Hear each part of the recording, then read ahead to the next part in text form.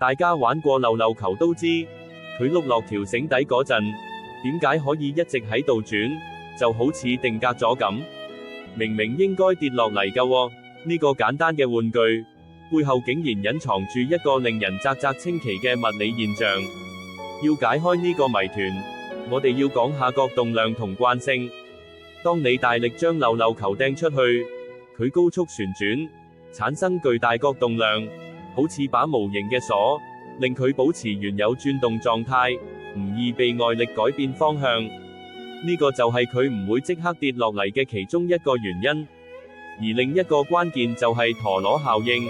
當溜溜球高速旋轉時，旋轉軸會變得好穩定，即使受到地心吸力向下扯，陀螺效應都會令旋轉軸傾向保持垂直，唔會即刻倒下。呢種神奇力量，令溜溜球可以違反直覺，喺繩底優雅地懸浮好耐。下次玩溜溜球，不妨感受下物理嘅奧妙啦〜